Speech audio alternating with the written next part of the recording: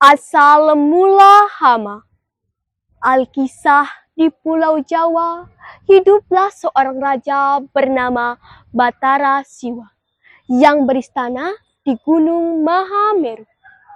Batara Siwa memiliki 3 orang putra.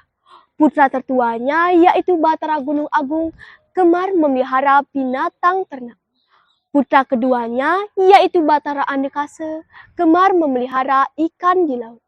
Dan putra bungsunya yaitu Batara Batur gemar menanam tumbuh-tumbuhan pangan. Ketiga putra Batara Siwa hidup rukun.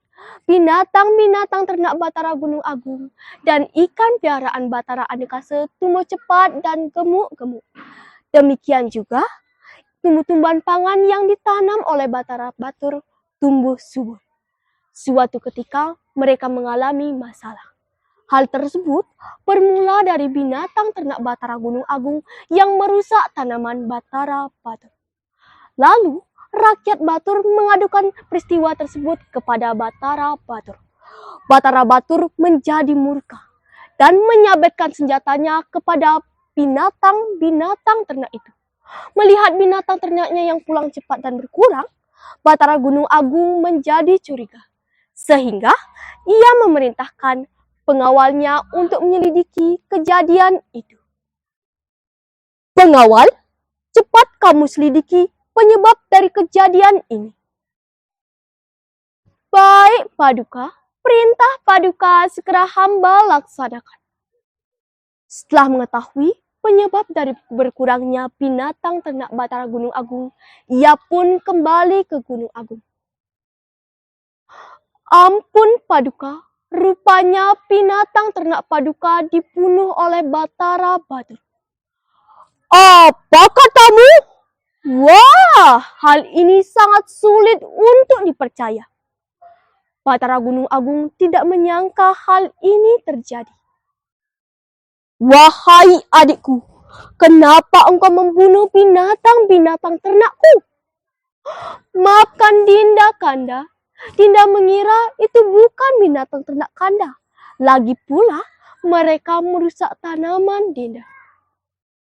Kalau bercocok tanam, seharusnya engkau pagari tanamanmu agar tidak dirusak oleh binatang. Maafkan Dinda, Kanda. Kanda jangan hanya menyalahkan Dinda.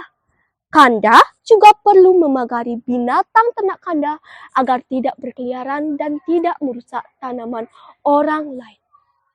Batara Gunung Agung berpikir bahwa perkataan adiknya cukup masuk akal.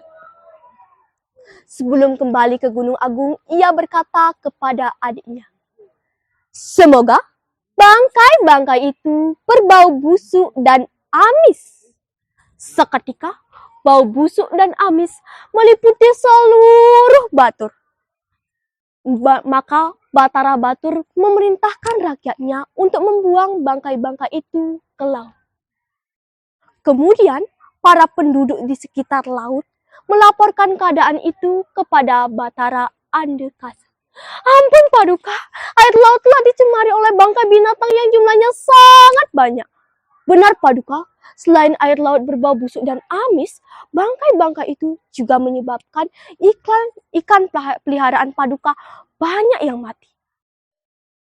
Ternyata penyebab dari kejadian itu adalah Batara Batur. Batara Andekase segera menemui adiknya di Batur. Wahai adikku, kenapa engkau membuang bangkai binatang itu ke laut? Semestinya bangkai-bangkai itu kamu tanam di dalam tanah agar tanah menjadi subur. Maafkan Dinda, Kanda. Dinda tidak tahu apa yang harus Dinda lakukan. Dan Dinda tidak berpikir bahwa bangkai binatang itu akan menyebabkan ikan peliharaan Kanda banyak yang mati. Batara Andekase pun memerintahkan rakyatnya untuk mengumpulkan bangkai binatang yang sudah berulat itu. Ia berdoa agar tulang dari bangkai binatang itu menjadi tikus, ulatnya menjadi ulat hama, dan bulunya menjadi sangit dan wareng.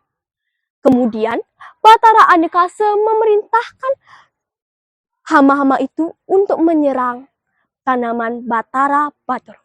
Kalian semua serang tanaman adikku di Batur. Hama-hama itu dengan cepat merusak tanaman Batara Batur. Batara Batur melaporkan peristiwa itu kepada ayah andanya Batara Siwa di Gunung Mahameru.